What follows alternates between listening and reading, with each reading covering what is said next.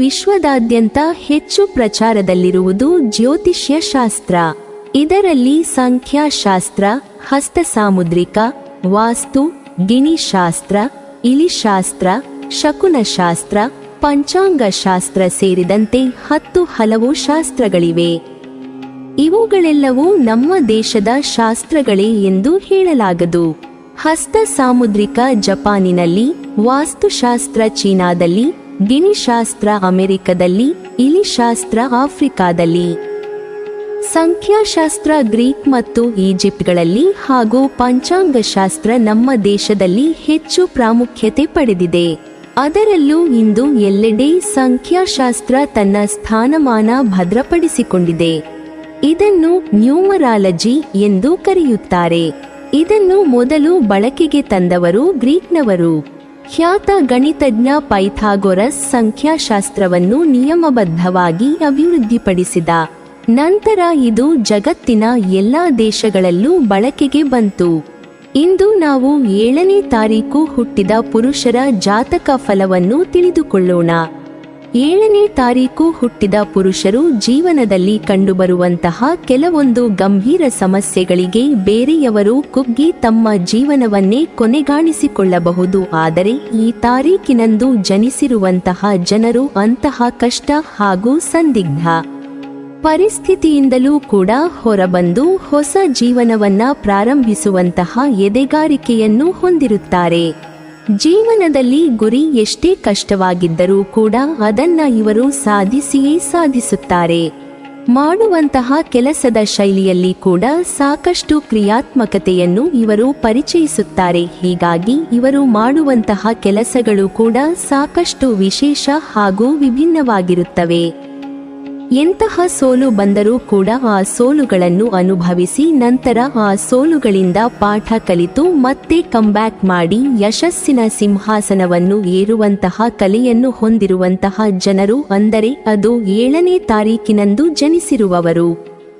ತಮ್ಮ ಸೋಲಿನಿಂದಾಗಿ ಸಾಕಷ್ಟು ಅವಮಾನವನ್ನು ಅನುಭವಿಸಿದರೂ ಕೂಡ ಮತ್ತೆ ಗೆಲುವನ್ನು ಸಾಧಿಸಿ ಅವಮಾನ ಮಾಡಿದಂತಹ ಜನರಿಂದಲೇ ಸನ್ಮಾನ ಮಾಡಿಸಿಕೊಳ್ಳುವಂತಹ ಸಾಮರ್ಥ್ಯವನ್ನು ಹೊಂದಿರುತ್ತಾರೆ. ಶೈಕ್ಷಣಿಕ ಕ್ಷೇತ್ರದಲ್ಲಿ ಕೂಡ ಸಾಕಷ್ಟು ಜನರು ಪರೀಕ್ಷೆ ಬರೆದು ಸೆಲೆಕ್ಟ್ ಆಗದೆ ಹೋದಲ್ಲಿ ಅಥವಾ ಪಾಸ್ ಆಗದೆ ಹೋದಲ್ಲಿ ಹತಾಶೆಗೆ ಒಳಗಾಗುತ್ತಾರೆ. ಆದರೆ ಇವರು ಮಾತ್ರ ಗೆಲ್ಲುವವರೆಗೂ ಪ್ರಯತ್ನವನ್ನು ಬಿಡದೆ ಪದೇ ಪದೇ ಶತಾಯಗತಾಯ ಇರುವ ರೀತಿಯಲ್ಲಿ ಪ್ರಯತ್ನವನ್ನು ಪಟ್ಟು ತಾವು ಅಂದುಕೊಂಡಿರುವುದನ್ನ ಸಾಧಿಸುತ್ತಾರೆ. ಯಾವುದೇ ಕ್ಷೇತ್ರ ಇರಲಿ ಖಂಡಿತವಾಗಿ ಒಮ್ಮೆ ಆ ಕ್ಷೇತ್ರದ ಬಗ್ಗೆ ಪರಿಚಯವನ್ನು ಮಾಡಿಕೊಂಡು ಸಾಕು ಅದರಲ್ಲಿ ಯಶಸ್ವಿಯಾಗುತ್ತಾರೆ. ಹೊಸ ಕ್ಷೇತ್ರದಲ್ಲಿ ಕೂಡ ಕಾಲಿಟ್ಟಂತಹ ಕೆಲವೇ ದಿನಗಳಲ್ಲಿ ಆ ಕೆಲಸಗಳನ್ನು ಕರಗತ ಮಾಡಿಕೊಳ್ಳುವಂತಹ ಬುದ್ಧಿವಂತಿಕೆ ಕೂಡ ನೀವು ಇವರಲ್ಲಿ ಕಾಣಬಹುದಾಗಿದೆ. ಅವರ ಸೋಲಿಗೆ ನೀವು ನಕ್ಕು ಅವರಿಗೆ ಅವಮಾನ ಮಾಡಬಹುದಾಗಿದೆ. ಆದರೆ ಖಂಡಿತವಾಗಿ ಅವರು ಒಂದಲ್ಲ ಒಂದು ದಿನ ಗೆಲುವಿನ ಪಥಕ್ಕೆ ಬರಲಿದ್ದಾರೆ ಹಾಗೂ ನಕ್ಕು ಅವಮಾನ ಮಾಡಿದವರಿಗಿಂತ ಒಂದು ಹಂತ ಮೇಲೆ ಬೆಳೆದು ನಿಲ್ಲಲಿದ್ದಾರೆ. ರಾಜಕೀಯ ಕ್ಷೇತ್ರದಲ್ಲಿ ಕೂಡ ಅಸಾಮಾನ್ಯ ಸಾಧನೆ ಮಾಡುವಂತಹ ಸಾಮರ್ಥ್ಯವನ್ನು ಹೊಂದಿದ್ದಾರೆ.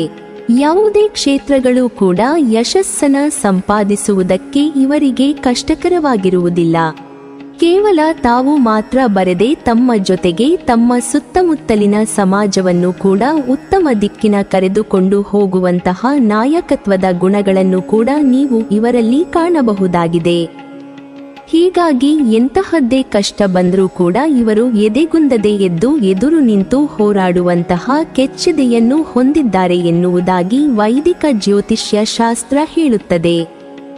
ಬಾಲ್ಯದಲ್ಲಿ ತಂದೆ ತಾಯಂದಿರು ಇವರಿಗೆ ಬಹಳ ಸಣ್ಣ ವಯಸ್ಸಿನಿಂದಲೇ ಪ್ರೀತಿಯಿಂದ ಸಲುಹಬೇಕು. ಮದುವೆ, ಮಕ್ಕಳು, ಬಂಧು ಬಳಗ, ಸ್ನೇಹಿತರ ಮಧ್ಯ ಕಾಲ ಕಳೆಯುವಂತೆ ಮಾಡಬೇಕು. ಜನ ಹೆಚ್ಚಿಗೆ ಇರುವ ಕಡೆಗೆ ಇರಲು ಬಯಸದ ಈ 7 ವ್ಯಕ್ತಿಗಳನ್ನು ಮನಸ್ಸು ಬಿಚ್ಚಿ ಮಾತನಾಡುವಂತೆ ಮಾಡುವಂತೆ ಬಹಳ ಕಷ್ಟದ ಕೆಲಸ. ಇವರಿಗೇನೂ ಬೇಕು, ಹೇಗಿರಬೇಕು ಅನ್ನೋದನ್ನ ಎದುರಿನವರು ಕಂಡುಕೊಳ್ಳಬೇಕೇ ಹೊರತು ಇವರೇನನ್ನೂ ಹೇಳಲಾರರು. ಪ್ರೀತಿ ಪ್ರೇಮದ ವಿಚಾರದಲ್ಲೂ ಹಾಗೆ. ಮನಸ್ಸಿನೊಳಗಿನ ಗುಟ್ಟನ್ನು ಸುಲಭವಾಗಿ ಬಿಟ್ಟುಕೊಡದ ಕಾರಣಕ್ಕಾಗಿಯೇ ಇವರಿಗೆ ಸಣ್ಣ ಪುಟ್ಟ ಆಸೆಗಳ ವೈಫಲ್ಯ ಇರುತ್ತದೆ. ಇನ್ನು ಇತರರಿಂದ ವಿಪರೀತ ನಿಷ್ಠೆಯನ್ನು ಬಯಸುವ ಈ ಸಂಖ್ಯೆಯವರು ಸುಲಭಕ್ಕೆ ಯಾರಿಗೂ ಹತ್ತಿರ ಆಗುವವರಲ್ಲ. ಆದರೆ ಒಮ್ಮೆ ಹಚ್ಚಿಕೊಂಡರೆ ಮುಗಿಯಿತು. ಆ ಒಬ್ಬ ವ್ಯಕ್ತಿಯೇ ಇವರ ಪಾಲಿಗೆ ಜಗತ್ತಾಗಿರುತ್ತಾರೆ. ಸಾಧ್ಯವಾದಷ್ಟು ನಿರಾಶೆ ಭಾವನೆಯನ್ನು ಇವರು ಕಡಿಮೆ ಮಾಡಿಕೊಳ್ಳಬೇಕು. ಎಲ್ಲರ ಬಗ್ಗೆಯೂ ಸ್ನೇಹ, ವಿಶ್ವಾಸ ಇಟ್ಟುಕೊಂಡು ತಮ್ಮ ಜವಾಬ್ದಾರಿಯನ್ನು ಇತರರಿಗೂ ಹಂಚಿ ಕೆಲಸ ಮಾಡಿಸಿಕೊಂಡರೆ ಒತ್ತಡ ಕಡಿಮೆ ಮಾಡಿಕೊಳ್ಳಬಹುದು. 20ನೇ ವಯಸ್ಸಿನ ನಂತರ ಆಕರ್ಷಕ ವ್ಯಕ್ತಿತ್ವದವರಾದ ಇವರಲ್ಲಿ ನಾಯಕತ್ವ ಗುಣ ಇರುತ್ತದೆ. ಸರ್ಕಾರದ ಆಯಕಟ್ಟಿನ ಜಾಗದಲ್ಲಿ ಕಂಡುಬರುತ್ತಾರೆ. ರಾಜಕಾರಣದಲ್ಲಿ ಪ್ರಮುಖ ಹುದ್ದೆಗಳನ್ನು ಅಲಂಕರಿಸುತ್ತಾರೆ. ಇತರರಿಗೆ ಸ್ವಲ್ಪ ಅಹಂಕಾರಿಗಳಂತೆ ಅನಿಸುವ ಇವರು ಯಾವುದಕ್ಕೂ ಇತರರ ಮೇಲೆ ಅವಲಂಬಿತರಾಗುವುದಿಲ್ಲ ಎಂದು ನಿರ್ಧರಿಸಿರುತ್ತಾರೆ. ಸ್ವತಂತ್ರ ಮನೋಭಾವದ ಇವರು ತಂಡದ ಸದಸ್ಯರಾಗಿ ಕೆಲಸ ಮಾಡುವುದು ಕಷ್ಟ. ಎಂಥದ್ದೇ ಸನ್ನಿವೇಶದಲ್ಲೂ ಕ್ರಿಯೇಟಿವ್ ಆಲೋಚನೆ ಮಾಡುವಂಥ ಸಾಮರ್ಥ್ಯ ಇವರಲ್ಲಿರುತ್ತದೆ. 25ನೇ ವಯಸ್ಸಿನಲ್ಲಿ ತಾಯಿಯ ಕರುಳಿನ ಇವರು ಇತರರ ಮೇಲೆ ಅನುಕಂಪ ತೋರಿಸುವ ವ್ಯಕ್ತಿತ್ವ ಹೊಂದಿರುತ್ತಾರೆ. ಇತರರು ಇವರ ಮೇಲೆ ಪ್ರಭಾವ ಬೀರಿ ಮುಂದಕ್ಕೆ ತಳ್ಳಬೇಕಾಗುತ್ತದೆ. ಇತರರ ಕಷ್ಟವನ್ನು ತಮ್ಮದೇ ಎಂದು ಭಾವಿಸಿ ಸಂತೈಸುವುದರಲ್ಲಿ ಇವರು ಎತ್ತಿದ ಕೈ. ವೈದ್ಯಕೀಯ ಹಾಗೂ ಸೇವಾ ಕ್ಷೇತ್ರದಲ್ಲಿ ಹೆಚ್ಚಾಗಿ ಕಂಡುಬರುವವರು ಇವರೇ. ಹೊಂದಾಣಿಕೆ ಸ್ವಭಾವ ಇರುತ್ತದೆ. ಕೃಷಿ ಡೇರಿ ಕ್ಷೇತ್ರದಲ್ಲಿ ದೊಡ್ಡ ಮಟ್ಟದಲ್ಲಿ ಸಾಧನೆ ಮಾಡಬಲ್ಲಂಥ ಜನ ಇವರು. ಕೆಲವು ವೈಯಕ್ತಿಕ ಕೆಲಸವನ್ನು ಕೈಗೊಳ್ಳಲು ಬಯಸುತ್ತೀರಿ. ನೀವು ಎದುರಿಸುವ ಯಾವುದೇ ಸಮಸ್ಯೆಗಳಿಗೆ ನೀವು ಯಾವಾಗಲೂ ತ್ವರಿತ ಪರಿಹಾರವನ್ನು ಕಂಡುಕೊಳ್ಳುತ್ತೀರಿ. ಇದು ನಿಮ್ಮ ಕೆಲಸದಲ್ಲಿ ಯಶಸ್ವಿಯಾಗಲು ಸಹಾಯ ಮಾಡುತ್ತದೆ. ನೀವು ನಿಮ್ಮ ಅಹಂಕಾರವನ್ನು ನಿಯಂತ್ರಿಸಲು ಪ್ರಯತ್ನಿಸಬೇಕು, ಏಕೆಂದರೆ ಅದು ನಿಮ್ಮೊಂದಿಗೆ ಕೆಲಸ ಮಾಡುವ ಜನರ ಮೇಲೆ ಪರಿಣಾಮ ಬೀರುತ್ತದೆ ಮತ್ತು ಸಂಘರ್ಷವನ್ನು ಉಂಟುಮಾಡುತ್ತದೆ. ಅದರಿಂದ ದೂರವಿರುವುದನ್ನು ಮರೆಯದಿರಿ. ನೀವು ಇಂಜಿನಿಯರಿಂಗ್, ಕಾನೂನು ಮತ್ತು ಕೃಷಿ ಕ್ಷೇತ್ರಗಳಲ್ಲಿ ಕೆಲಸ ಮಾಡಿದರೆ ನೀವು ಹೆಚ್ಚು ಹಣವನ್ನು ಗಳಿಸಬಹುದು. ನಿಮ್ಮನ್ನು ಗೌರವದಿಂದ ಪರಿಗಣಿಸಲಾಗುತ್ತದೆ. ನಿಮ್ಮ ಜೀವನ ಸಂಗಾತಿ ವರ್ತಿಸುವ ರೀತಿ ಸ್ವಲ್ಪ ವಿಚಿತ್ರವಾಗಿ ತೋರುತ್ತದೆ. ಅವರು ಇತರ ಕುಟುಂಬ ಸದಸ್ಯರೊಂದಿಗೆ ಸೂಕ್ತವಾಗಿ ವರ್ತಿಸುವುದಿಲ್ಲ. ಇದು ನಿಮಗೆ ಕೆಲವು ಸಮಸ್ಯೆಗಳನ್ನು ತರುತ್ತದೆ. ಈ ಪ್ರಕಾರ ನೀವು ಯಾರನ್ನಾದರೂ ಪ್ರೀತಿಸುತ್ತಿದ್ದರೆ ನೀವು ಅವರನ್ನು ಮದುವೆಯಾಗುವಲ್ಲಿ ಯಶಸ್ವಿಯಾಗಬಹುದು. ಆದರೆ ನೀವು ಕೆಲ ತ್ಯಾಗಗಳನ್ನು ಮಾಡಬೇಕಾಗುತ್ತದೆ. ನೀವು ಅತ್ಯಂತ ಆಕರ್ಷಕ ವ್ಯಕ್ತಿಯನ್ನು ಆರಿಸಿಕೊಳ್ಳುತ್ತೀರಿ. ಆರೋಗ್ಯಕ್ಕೆ ಸಂಬಂಧಿಸಿದಂತೆ ಎಚ್ಚರಿಕೆಯಿಂದಿರುವುದು ಅತ್ಯಗತ್ಯ. ಸಂಪ್ರದಾಯಬದ್ಧವಾಗಿ ಹಿರಿಯರು ನಿಶ್ಚಯಿಸಿ ಮಾಡುವ ಮದುವೆಯು ಇಂದಿನ ಆಧುನಿಕ ಕಾಲದಲ್ಲಿ ಕಡಿಮೆಯಾಗುತ್ತಾ ಬಂದಿದೆ. ಈಗೀಗ ತಾವೇ ಸಂಗಾತಿಯನ್ನು ಆಯ್ಕೆ ಮಾಡಿ ಪ್ರೀತಿಸಿ ಹಿರಿಯರನ್ನು ಒಪ್ಪಿಸಿ ಆಗುವಂತಹ ಪ್ರೇಮ ವಿವಾಹಗಳೇ ಹೆಚ್ಚಾಗುತ್ತಿದೆ. ವಧುವರ ಪರೀಕ್ಷೆ ಮಾಡುವಂತಹ ಪ್ರಮೇಯವೇ ಇಲ್ಲಿರುವುದಿಲ್ಲ. ಪ್ರೇಮಿಸಿದ ಹುಡುಗ ಹುಡುಗಿಗೆ ಹಿರಿಯರ ಒಪ್ಪಿಗೆಯೊಂದೇ ಇಲ್ಲಿ ಮುಖ್ಯವಾದ ಘಟ್ಟ. 7ನೇ ತಾರೀಕು ಹುಟ್ಟಿದ ಪುರುಷರು ಮುಗ್ಧರು ಹಾಗೂ ವಿಶ್ವಾಸಾರ್ಹತೆಯುಳ್ಳಂತಹ ವ್ಯಕ್ತಿ. ತಾವು ಇಷ್ಟಪಡುವ ವ್ಯಕ್ತಿಗಳ ಬಗ್ಗೆ ಬಹಳ ಭಾವುಕರು ಹಾಗೂ ಮುಂಗೋಪಿಗಳು ಆಗಿರುತ್ತಾರೆ. ಕೊನೆಯಲ್ಲಿ ತಾವು ಇಷ್ಟಪಡುವ ವ್ಯಕ್ತಿಗಳೊಂದಿಗೆ ಪ್ರೀತಿಯಲ್ಲಿ ಬೀಳುತ್ತಾರೆ. ಉತ್ತಮ ಸ್ನೇಹಿತರು ಇವರ ಬಾಳಸಂಗಾತಿಯಾಗಿ ಬದಲಾಗಬಹುದು. ತಮ್ಮ ಜೀವನದಲ್ಲಿ ಜನರೊಂದಿಗೆ ಉತ್ತಮ ಬಾಂಧವ್ಯವನ್ನು ಇರಿಸಿಕೊಳ್ಳುತ್ತಾರೆ. 30ನೇ ವಯಸ್ಸಿನ ನಂತರ ನೀವು ಎಲ್ಲಕ್ಕಿಂತ ಹೆಚ್ಚಾಗಿ ನಿಮ್ಮ ಕುಟುಂಬವನ್ನು ಪ್ರೀತಿಸುವ ವ್ಯಕ್ತಿ. ನಿಮ್ಮ ಕೌಶಲ್ಯಗಳು ಅತ್ಯುತ್ತಮವಾಗಿರುತ್ತವೆ. ನೀವು ಯಾವುದೇ ಪರಿಸ್ಥಿತಿಗೆ ಹೊಂದಿಕೊಳ್ಳಲು ಅನುಮತಿಸುವ ಸೂಕ್ಷ್ಮತೆ ಹೊಂದಿದ್ದೀರಿ. ನೀವು ಇತರರಿಗೆ ಹೇಗೆ ಶಾಂತಿಯಿಂದ ಬದುಕಬೇಕು ಮತ್ತು ಯಾರಿಗಾದರೂ ಪ್ರಯೋಜನವಾಗುವುದು ಹೇಗೆ ಎಂದು ಕಲಿಸಬಹುದು. ನಿಮ್ಮ ಬುದ್ಧಿ ಮತ್ತು ಸುಲಭವಾಗಿ ಹೋಗುವ ಸ್ವಭಾವವನ್ನು ಇತರರು ಗೌರವಿಸುತ್ತಾರೆ. ಈ ಸಮಯದಲ್ಲಿ ನೀವು ಪ್ರಾಮಾಣಿಕವಾಗಿ ಕೆಲಸ ಮಾಡುತ್ತೀರಿ ಮತ್ತು ನೀವು ಬಹಳಷ್ಟು ಹೊಸ ಜನರನ್ನು ಭೇಟಿ ಮಾಡಬಹುದು. ಈ ಸಮಯದಲ್ಲಿ ನೀವು ನಿಮ್ಮ ಬಗ್ಗೆ ಕಾಳಜಿ ವಹಿಸಬೇಕು. ಏಕೆಂದರೆ ನೀವು ಬಹಳಷ್ಟು ಜವಾಬ್ದಾರಿಗಳನ್ನು ಹೊಂದಿದ್ದೀರಿ. ಯಾವುದೇ ತೀವ್ರ ನಷ್ಟವನ್ನು ತಡೆಗಟ್ಟಲು ನೀವು ಸರಿಯಾಗಿ ಪೂರೈಸಬೇಕು. ನಿಮ್ಮ ದೈನಂದಿನ ಜೀವನದಲ್ಲಿ ನಡೆಯುತ್ತಿರುವ ವಾದಗಳನ್ನು ಇತ್ಯರ್ಥಗೊಳಿಸಲು ನೀವು ಪರಿಹಾರವನ್ನು ಕಂಡುಕೊಳ್ಳುವಿರಿ.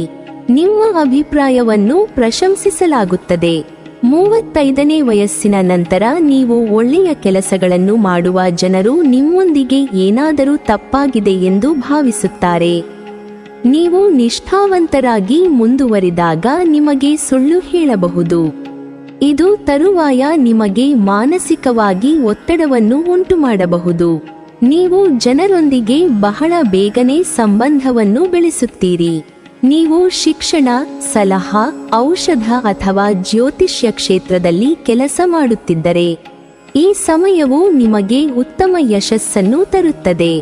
ನಿಮ್ಮನ್ನು ಪ್ರಸಿದ್ಧರನ್ನಾಗಿ ಮಾಡುತ್ತದೆ. ನೀವು ಇನ್ನೂ ಒಂಟಿಯಾಗಿದ್ದರೆ ಈ ವರ್ಷ ನೀವು ಶಾಶ್ವತ ಪಾಲುದಾರಿಕೆಗಳನ್ನು ಗೌರವಿಸುವ ಕಾರಣ ಹೆಚ್ಚು ಸಮಯವನ್ನು ಕಳೆಯುತ್ತೀರಿ.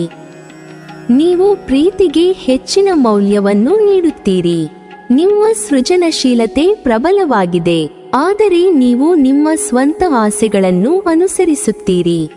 ನಿಮ್ಮ ಪ್ರೇಮಿಯನ್ನು ಸಂತೋಷಪಡಿಸಲು ಮತ್ತು ಅವರೊಂದಿಗೆ ತೃಪ್ತಿಕರ ಜೀವನವನ್ನು ನಡೆಸಲು ನೀವು ಶ್ರಮಿಸುತ್ತೀರಿ. ಈ ಸಮಯ ನಿಮಗೆ ಅದ್ಭುತವಾದ ಯಶಸ್ಸನ್ನು ತರುವ ಏಕೈಕ ಮಾರ್ಗವೆಂದರೆ ನೀವು ಕೆಲಸದಲ್ಲಿ ಅತಿಯಾದ ಭಾವನಾತ್ಮಕತೆಯನ್ನು ತಪ್ಪಿಸಿ ಮತ್ತು ನಿಮ್ಮ ಸಂಪೂರ್ಣ ಏಕಾಗ್ರತೆಯನ್ನು ನೀಡಿ. ಈ ಸಮಯ ಮಾನಸಿಕ ಒತ್ತಡವನ್ನು ಕಡಿಮೆ ಮಾಡಲು ಪ್ರಯತ್ನಿಸಿ, ಏಕೆಂದರೆ ಅದು ದೈಹಿಕ ಸಮಸ್ಯೆಗಳನ್ನು ಉಂಟುಮಾಡಬಹುದು. 40ನೇ ವಯಸ್ಸಿನಲ್ಲಿ ಹಲವು ಬಗೆಯ ಆತಂಕಗಳು ನಿಮ್ಮಿಂದ ದೂರವಾಗಲಿದೆ. ಮಾನಸಿಕವಾಗಿ, ದೈಹಿಕವಾಗಿ ವಿಶ್ರಾಂತಿ ಪಡೆಯಬೇಕು ಎಂದೆನಿಸಿ ಏಕಾಂಗಿಯಾಗಿ ಸಮಯವನ್ನು ಕಳೆಯಲಿದ್ದೀರಿ. ಬಂಧುಗಳು, ಸ್ನೇಹಿತರ ಅಗತ್ಯಗಳಿಗೆ ಸ್ಪಂದಿಸಲಿದ್ದೀರಿ. ಮಕ್ಕಳ ಭವಿಷ್ಯದ ಸಲುವಾಗಿ ಯೋಜನೆಯೊಂದನ್ನು ರೂಪಿಸಲಿದ್ದೀರಿ. ಪಾಸಿಟಿವ್ ಆಲೋಚನೆಯ ತನ್ನ ಜತೆಗೆ ಇತರರನ್ನು ಮುನ್ನಡೆಸಿಕೊಂಡು ಹೋಗುವಂಥ ವ್ಯಕ್ತಿತ್ವದವರು ಇವರು. ಶೈಕ್ಷಣಿಕ ಸಂಸ್ಥೆಗಳು, ಧಾರ್ಮಿಕ ಸಂಸ್ಥೆಗಳು ಇಂಥ ಕಡೆಗಳಲ್ಲಿ ಹೆಚ್ಚಿನ ಸಂಖ್ಯೆಯಲ್ಲಿ ಕಾಣಿಸಿಕೊಳ್ಳುವವರು ಇವರು. ಸ್ನೇಹಿತರ ಮಧ್ಯದಲ್ಲಿ ಇವರ ಮಾತು, ಸಲಹೆ, ಸೂಚನೆಗಳಿಗೆ ಹೆಚ್ಚಿನ ತೂಕ ಇರುತ್ತದೆ. ದೇಶ ವಿದೇಶಗಳಲ್ಲಿ ಸುತ್ತಾಡುವುದನ್ನು ಇಷ್ಟಪಡುವ ಜನ ಇವರು. ಪಾಠ ಪ್ರವಚನಗಳಲ್ಲಿ ಕೂಡ ಬಹಳ ದೊಡ್ಡ ಹೆಸರು ಬರುತ್ತದೆ. ನೀವಿನ್ನೂ ನಮ್ಮ ಚಾನೆಲ್ ಅನ್ನು ಸಬ್ಸ್ಕ್ರೈಬ್ ಮಾಡಿಲ್ವಾ? ಹಾಗಾದರೆ ಈ ಕೂಡಲೇ ನಮ್ಮ ಇಂದ್ರಜಾಲ ಚಾನೆಲ್ ಅನ್ನು ಸಬ್ಸ್ಕ್ರೈಬ್ ಮಾಡಿ ಮತ್ತು ಪಕ್ಕದಲ್ಲಿರುವ ಬೆಲ್ ಐಕಾನ್ ಅನ್ನು ಕ್ಲಿಕ್ ಮಾಡಿದರೆ ನಮ್ಮ ಹೊಸ ವಿಡಿಯೋಗಳನ್ನು ನೀವು ನೋಡಬಹುದು.